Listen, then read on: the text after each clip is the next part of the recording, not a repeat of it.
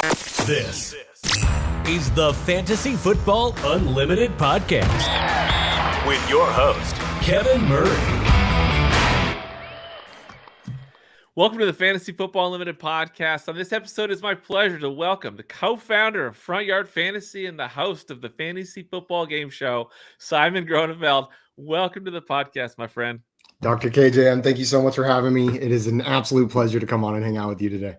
I'm thrilled to have you on here. It's always fun connecting with you. So let's dive right in. Let's talk about let's first talk about your passion for sports. Where did that all come from? Yeah, so I grew up in a household that wasn't very sports forward. I think my mom grew up resenting sports a little bit, and rightfully so. I think the dynamic in her home was men watched sports and the women did the chores, and that could probably build resentment over a couple of decades of watching that happen. And then my dad grew up in Europe, and so the only sport he really cared about was soccer, and soccer was never on the TV here. So I didn't really start watching sports till my friends started getting into it. My friend's dad started pulling me in. And my first real love for sports, I can remember, is sitting in the driveway with my neighbor filling out our March Madness brackets. It was college basketball that pulled me in first. I think it was just this grand event that I could put on a sheet of paper and watch every day and track with my friend, and it kind of sucked me in, and then I fell in love with it from there. And then going to Clemson, football just took over at that point. Yeah, I can see that. I think a lot of people do. Like, at least for me, I know that I had a pretty big exposure to sports early on, but college basketball definitely was one of the earlier ones that got me in, and it was like the March Madness and getting all excited about that. I love it. So, do you have a passion for soccer as well, just coming from your dad? We'll get really into international soccer whenever it's on. Like, we watch the World Cup, Women's World Cup, Euro Cup, but I'm just not good at sports that don't play at normal times. Like, I like tennis as well, but I'm not waking up at 2 a.m. to watch the Australian Open finals, and I'm not turning on a soccer game at 3 a.m. either. So a lot of those European leagues aren't happening. Yeah, that makes sense. So who are your favorite teams, your favorite players all time?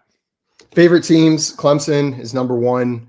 College football first and foremost, but across all sports. The Browns are probably my professional team next, and then after that, it's primarily Cleveland and Atlanta sports that I'll cheer for secondarily.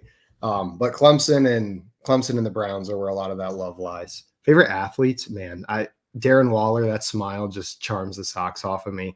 And then Lamar Jackson is maybe the most fun player that I've ever watched. And then DeAndre Hopkins is an all-time Tiger. There you go. Yeah, I can see where the Clemson influence would impact you quite a bit. Do you have an all-time crushing defeat as a sports fan? I think it's actually a soccer one. My dad, like I said, he doesn't care a lot about most sports, but soccer, he's been a passionate soccer fan his entire life, and soccer is a huge deal in the Netherlands where he's from. And the Netherlands has never won a World Cup. But they made it to the finals against Spain. I forget what year it was. I think it was 2012, if I'm not mistaken. Don't quote me on that. But we went out to watch it at a restaurant with some of his friends, and it went to extra time. And when they lost, I just have never seen my dad so defeated by something like that. And I was so sad. That one was crushing, man. Because then it's every 4 years. You never know if they're going to get back. That's one of those things that's fleeting. Yeah, no, I can see that. You tie that into with your dad and in that moment, seeing him. I can see why that would be a big one. How about what's your favorite sports moment all time? 2012 Chick-fil-A Bowl, Clemson, LSU. They're down by 2 points with 1:22 left on the clock. It's 4th down, 16 yards to go, and Taj Boyd hits DeAndre Hopkins for the famous 4th and 16 play. Clemson kicks the field goal as time expires to win it, and it was just like an upward trajectory from there. It feels like I was at that game, and I almost jumped out of the upper deck onto the stadium. It was unbelievable. That's awesome. So when did you discover fantasy football for the first time, or fantasy sports? Started playing in high school. That same friend that I would sit in the driveway with and fill out March Madness brackets in middle school, we kept that up all through high school, and then whenever we're home together. And we also started fantasy football in high school. I didn't really get super into it until college, though. Probably I started listening to the fantasy footballers and then joined some leagues in my fraternity, and that's when it got a little bit more intense for me. So similar path to JL when it comes to that Clemson and the fantasy football I think I was like passion. 1 month of podcast listening ahead of jail, and I was like, "Yo, Oh, you got to listen to this podcast," and then we were right there. so you essentially inspired him. Yeah, jail probably mentioned I was his biggest inspiration when he was on. Yeah, for sure, for sure. So what do you love most about the game of fantasy, the experience? Truly, and this is like a cliche answer that I know I've heard others say on the show, but it is the friendships and the ability to maintain friendships. The second point being the one that really stands out to me. It's hard as you get older and everyone has jobs and they start having kids and you move across the country and you go to different schools and you've got different hobbies and different groups to stay in touch with people that you care about. But fantasy football has allowed me to do that in an effortless way with some of my friends where it gives us a reason to talk on a regular basis. It gives us something to discuss when maybe I wouldn't know why to reach out to them. So I think it's a really cool thing in that regard. Yeah, I mean, I think that's the best answer. I think you hear it often because that's what it is. It's the biggest common thread when it comes to people's passion for this game. It's connecting, competing, having fun with friends, staying together, having a reason to stay connected. You know, we're speaking the same language on that. Now, do you have a primary league, like a primary home league that is your main league?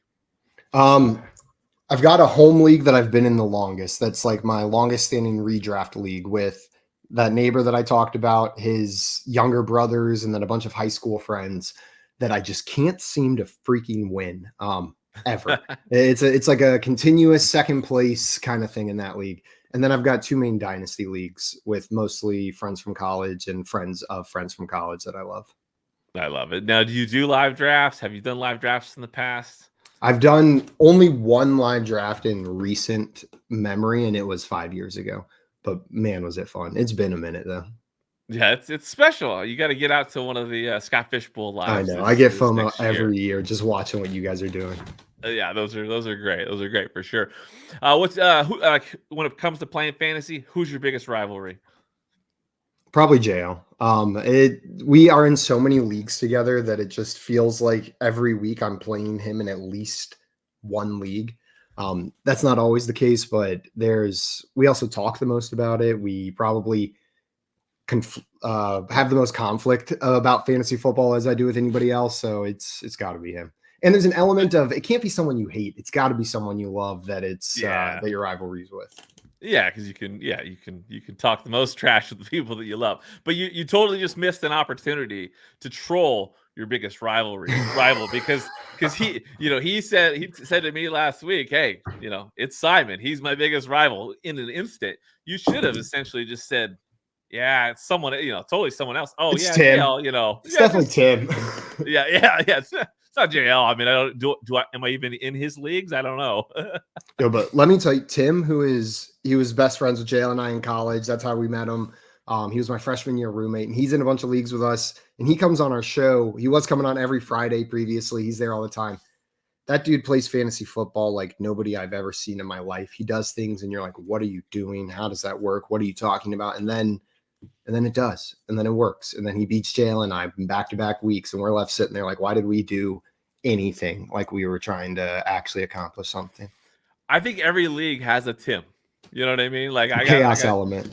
yeah. I got JL Showtime, John Lansing, that's my guy. That's my biggest rival probably. And it's just where are you coming up with this stuff, and why are you so good?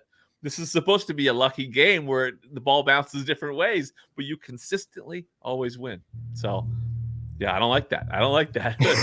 So, yeah, everybody's got a Tim. So when it comes to settings, formats, like, are there certain preferences that you have, certain leagues that you love to play most? I've recently fallen in love with guillotine leagues. I've done them the past 2 years. I did one 2 years ago, two this year, and it's just so much fun. It's a completely different strategy, drafting not to lose instead of trying to win. And then the game of chicken with your fab is some of the most fun you can have. How many weeks can you go without dropping $1? How many times will Travis Kelce be on the waiver wire? Can you deplete your opponent's fab while beating them with a sneaky Marquez Callaway off the waiver wire or something? It's just so much fun. I think I haven't it's a new like puzzle element to a game that I already love. Yeah, that's a good one. I first played this year with football guys, and it was amazing. I got pretty far. It was so much fun, but I wonder, like at the end when there's no one around to celebrate with you, is it worth getting to that point? Yeah, when you're left standing alone Yeah, atop the no mountain one of defeated cares. teams, it feels fantastic. You Okay, can. okay, yeah. That being That's all said, that matters. I've never Yeah. won. I've been the last one dropped, but have not yet won a guillotine Oh, league. yeah. I think I was top 4, so it was fun. Honestly, playing it, like you said, a game that you love, but doing it in a little different way. Highly recommend playing guillotine. Tons of fun for sure. So when you first decided to get into the industry, talk to me about what inspired that. Yeah, it was 2019.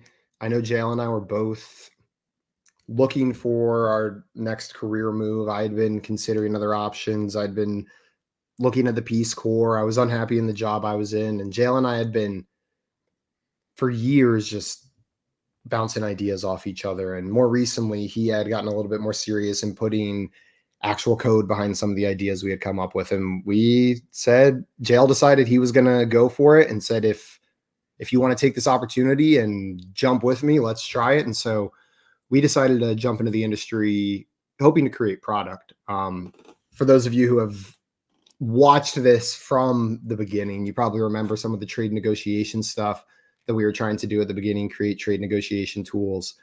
And then over time, it pivoted. We started looking at content as a strategy, and then content became a much bigger part of everything that we were doing.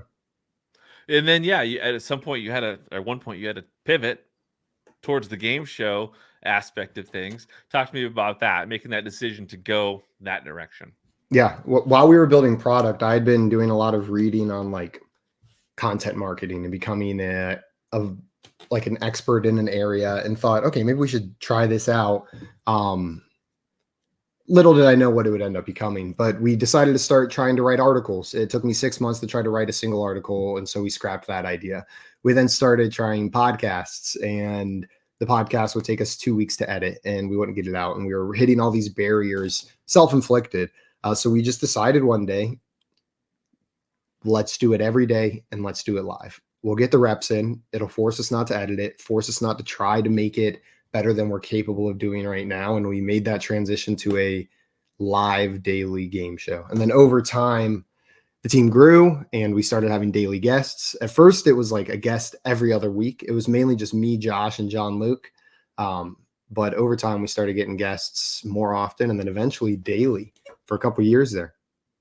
And so, yeah, tell me about the experience of Front Yard Fantasy and like the connections you've made, all the relationships you've created with this format. Like, what has that meant to you? Yeah, it's been kind of crazy. Whenever we were first coming up with the premise or the vibe of the show, what we wanted it to feel like. I remember JL saying the Tonight Show, but for fantasy football. We wanted a place where creators, creatives, analysts, experts, writers in this space could come on and not just highlight their work, but highlight their personality, highlight the things they're passionate about, come in and compete in a fun and safe environment. And through doing that, it makes sense, but we've fostered a lot of positive relationships and a really cool community around the game show where people enjoy coming in and cheering for each other and joking around with each other. The chat has taken on a life of its own. We have some Craig, like shout out Craig. He's over at Roto Heat and he's in our chat every day. He went through every single episode of every show we've ever done and took statistics for all of the games. So now every day on our show, we can give the stats for every single person, the games they've played, when they last won. It's just stuff like that that continues to shock me. That's so cool. So for people out there that have not seen the show or watched an episode, what is the format like? How would you describe what they'd watch? Yeah, I probably should have started there. It is the whole premise of the show is that we bring members of the community on to play games about the game that we love. We'll adapt popular TV game shows or other games, board games, Jackbox games to be about fantasy, and then we'll compete. We've got Fantasy Football Jeopardy. We've got a Wheel of Fortune take. We've got a game called Poll Perception, which is all about guessing the results of our favorite Twitter polls that we see online and get mad about every day. So people come on, they hang out, we talk ball, we play games, and it's a lot of fun. Do you have a favorite game? Ooh. My favorite game to play is probably Fantasy Fortune. I just love solving the puzzles. My favorite game to create is probably Jeopardy because I feel like I can play the most with it. Like I can hide the most like little Easter eggs, or whenever you create a game, you always want to create moments that'll create like shock or excitement in not just the audience, but in the people on screen too, right? Because it creates a lot of those fun moments. And in Jeopardy, I feel like you get the most opportunities to kind of bury those in there to find little ways to surprise people. Are you constantly thinking of way, things going down? I Nonstop. mean, obviously, yeah, because how much time does it take for you to put an episode together? Honestly, that was one of the reasons we chose the format we did, is that it is, compared to some of the insane shows and show sheets that I see that people put together for their shows, it is relatively lower effort in that only one person needs to do the preparation. Everybody else can just show up to play, right? And so the games, they vary, but I wouldn't say it takes too long to create a game of the show. I was going to say at this point, it doesn't take very long to create one episode of the show. 5 years ago, that was a different story. Now, are there any guests that you've had that you just want to put them in a pigeonhole? Yeah, Heath Cummings and Heath Cummings exclusively. That's the one, huh? Yeah. Do you have any other favorite moments from the show as a host? I'm sure there's a ton, but there was one time I lost a water bet, and to pay it out again, I was just doing a little bit too much, just a little extra, but I decided I was going to pay it out in the shower, and I had the faucet on the bottom, and I was going to have it zoomed in on my face and then quick zoom out, head in the bathtub, get my whole body wet, fully clothed, and then come up. But I slammed my head on the faucet while on live stream, and my head just starts bleeding everywhere. And it was just this moment of everybody else, it was so funny, and then it suddenly wasn't funny for everybody while they were concerned about what could have been a medical emergency, but everything was fine. It just was a little bloody. Who was the guest on that episode? I don't remember. Episode. I know JL was. I'll have to find it. I know we've got that clip somewhere. Unreal. Well, the show obviously, brings the fantasy football community together. So let's talk a little bit about the community. How much has the support of the fantasy football community meant to you over the years? Yeah, it's been awesome.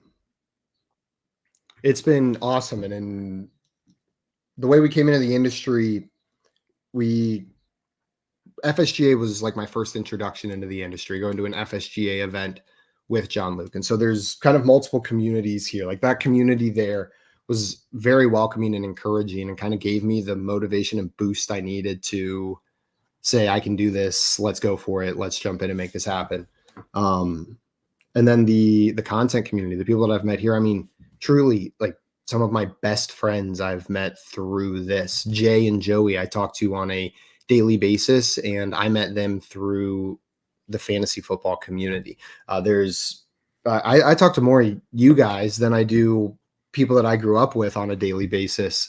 It's just become a part of my day to day. And then every once in a while, you also just get messages that lift you up. I want to shout out Hoove. I don't know. That dude has a sixth sense or something. When I'm having a rough day, all of a sudden I just get a Twitter message from Hoove that'll be like, "Hey man, hope you're doing well." And it's things like that make this community pretty cool. That's awesome. I love hearing stories like that. And I've seen it where there's been so many relationships built, created in this industry, in the community, that no one would have expected it years ago, but here we are. It's pretty awesome. Talk to me about your experience going to the event like the Fantasy Football Expo. Fantasy Football Expo was crazy the first time we showed up, where it was just all of these people that we've been typing with in little boxes with, talking football with for years, are now suddenly in the same place. And the coolest part was, especially that first year, was it felt the same. It felt like I expected it to. There wasn't this intimidating, oh my God, there's a million people here. It was a welcoming environment. And that's, I don't want to say unexpected, but it can not a guarantee whenever you get a group of relative internet strangers that are just connected by a hobby together. It was awesome. Yeah, definitely a special event. Highly recommend going to that. Let's dive into some rapid fire questions. I'll just throw out a Okay. question. Let me know a quick answer that comes to mind. What do you love most about what you're doing in the industry right now? The ability to create, the open canvas that is creation in this space. What's been your biggest challenge or most difficult challenge thus far? The time between successes or wins in this space, in this field, can be hard and humbling. Yeah, that's true. No, that's true. What's your all-time favorite game show? Ooh, that is a great question. All-time favorite game show? I don't want to be lame and go with the classic, but I think I got to go classic Jeopardy. Jeopardy is such a good game show. So do you have an all-time favorite game show host? You know what? I'm going to go back and revise my answer of Jeopardy because I completely discounted what's my favorite TV show of all time. And it's also technically a game show, and that's Game Changer on Dropout, formerly College Humor. It's a game where the rules change every episode, and they don't tell the contestants what the rules are ahead of time and bring them in, and they just have to play a game. And then I'll say Sam Reich, the host of that game show, is my favorite game show host as well. Okay. He's phenomenal. Okay. Who's the most dominant FYF team member on the fantasy football game show all time? Statistically, I believe it is Joey Wright, but his sample size is also much smaller than ours. So after another 100 games, ask me this question again, and we'll see if Joey's still up top. But he's got a solid 10 to 12% lead on us winning percentage-wise. Ooh, interesting. Now, who's the most dominant guest of all time? There's some real. Eric Moody is unbelievably dominant at this game. Keith Cummings is a superstar, and Jim Coventry is unbelievable at these games. Who's made the most appearances? The most appearances outside all of time, FYF, yeah. It might be Eric Romoff. Green Screens Media, Fantasy Nav. If you know him, he might have the number one most appearances outside of FYF. Who's your favorite guest of all time? For this show's purposes, just say me. Yeah, of course it's Dr. KJM. It's the commissioner of the year. I love it. No, what are your favorite hobbies and activities outside of sports? I do a lot of bouldering, indoor bouldering. There's not a lot of outdoor rock climbing here in San Antonio. Then I like to read a lot, and then board games, and those are my big hobbies outside of fantasy football. Makes sense. What's the last TV show that you binged? I've been binging RuPaul's Drag Race for the last couple months. Just finished All Stars season 4. We're wrapping up season 14 right now, and then we'll get back to some All Stars. Nice. What's your all-time favorite TV show, like sitcom? All-time favorite TV show I mentioned was Game Changer. That one's so much fun. BoJack Horseman is so funny. I love that show, and it just hits that wildly funny and corny while also accurately portraying mental health issues in a way that most TV shows don't. And then one of the characters is a dog named Mr. Peanut Butter. I just love that show. That's awesome. What's your all-time favorite movie? The History of Future Folk. It's about some aliens that come to colonize Earth and take over the planet, but then they discover music and they love it so much. The movie evolves from there, but I love that one. I love these non-chalk answers. These are great. What's your favorite all-time sports movie? My favorite all-time sports movie, I feel like I don't watch a lot of sports movies, so I'm going to go with basketball just because it's so stupid. That's good. No, I think any comedy makes it good for sure. What's your favorite thing about living in San Antonio? Favorite thing about living in San Antonio is this time of year right now. December, January, February, when a lot of the rest of the world is freezing. We're getting 75, 80 degrees, pretty weather outside. It's really nice. And then the tacos that you can get here are just on another planet, man. It's unlike anywhere else I've lived. How did you end up down there? My now fiance moved down here for work, and we did long distance for a little while. Then whenever I made that jump into the industry, I decided I I could do that from anywhere. So I packed up my car and drove down here to San Antonio, Texas. I love it. Now, who's going to win the Super Bowl? We got a big game coming up this weekend. I think the Kansas City Chiefs get it done, and we start having that Pat Mahomes GOAT talk maybe a little bit too early, but it's going to start happening. Yeah, no, it's that's where I'm leaning. I just think that their defense is strong enough to to make it a difficult day on Purdy, and they just have all that experience. And how do you go against Mahomes at this point? We'll see what happens.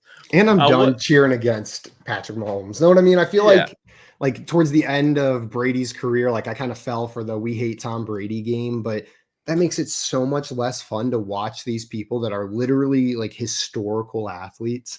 I'm just gonna cheer for Patrick Mahomes for the rest of his career, unless it takes like a nasty turn or something. I feel like that narrative has actually flipped. Like I feel like just in the last month or so, I've seen a lot of people pivot in that direction. Like say, hey, let's just it is what it is. Let's just enjoy what we're watching. So I can agree with that. What are you most grateful for at this time? Most grateful for this time. I am beyond grateful for the support that my fiance has provided me throughout this entrepreneurial and fantasy football journey. No questions asked, full support, full faith, full trust. It literally would not have been possible at times, and at a lot of times, without her support behind me. So beyond grateful for her. That's awesome. Now it's been fun seeing your rise in the industry. I remember when it all began with FYF, and it's just been cool to see. Can you name some of the people that have just had a huge impact on you during your journey in this industry? Yeah, there's so many that it's I know I'm gonna leave names off. First, obviously going through this with John Luke, with someone who's a best friend, it's made us closer than I thought was possible whenever we entered into this. You develop a level of trust and a level of communication and a level of understanding with a person like that. I can go to him about anything at any time. So I know that's maybe not the impact that we're asking about, but he's been by far the most impactful person. Scott Fish from the beginning has almost like taken us under his wing and been beyond generous with his time and efforts with not just myself, but the entire Front Yard Fantasy team. Even back to those first FSGA conferences where I didn't know anybody, Scott provided not just a person to speak to, but an opportunity and a window to meet other people. He would highlight me and showcase me in a way that allowed me to make some of the connections that are important to me now. And then I want to shout out Rick Wolf, legend in the space. He has been a mentor and kind and understanding and patient with me and taught me so much about how this industry works, about how to make phone calls, set up panels, all sorts of stuff like that. So beyond grateful for them. And I'm forgetting a million people. But I guess the last one I'll thank is just in general, like that have impacted me greatly are the community built around Front Yard Fantasy. I look forward to like hanging out with them every single week.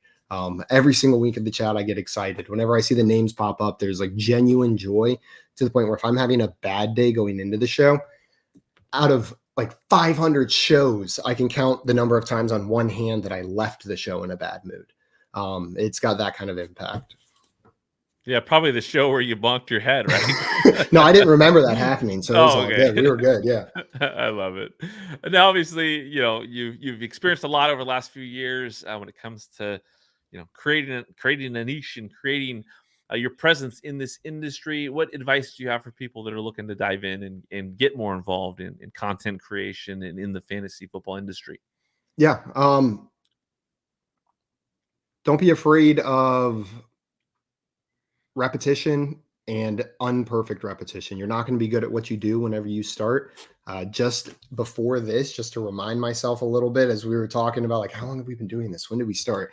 I went back to the first ever podcast we recorded, and good God, does that hurt to listen to? But then you do 500 and you sound a little bit better on the 500th episode than you did on episode 1. The other one is also to don't forget the impact that networking can have. Talk to everybody, meet everybody, take those opportunities, reach out to them and ask to hop on a call to learn from them. And listen whenever you're doing these things. Listen to people that are 1 step ahead of you, 2 steps ahead of you, 10 steps ahead of you. and take what you can from their journey, because most people, especially in this space, are willing to share that information and that time with you. It's a really generous space. For sure. A lot of great people and yeah, so many people that the doors are wide open when it comes to Yeah. just wanting to help and inspire others. I love it. So obviously we got an off season ahead of us when it comes to the fantasy world and content creation. What are you most excited for this off season? I think the off season provides an opportunity to explore new ideas that we don't get in season. And especially with like the game show, whenever we think about adding new games, we think about new content ideas, new pre-recorded videos that maybe during the season come up, but get pushed to the side because there's such a grind of making sure we're doing what needs to be done. I love the off season. I miss football, but I love the freedom that it provides. So as of right now, that's a fairly vague answer, but that's because the plans are fairly vague. No, that makes sense.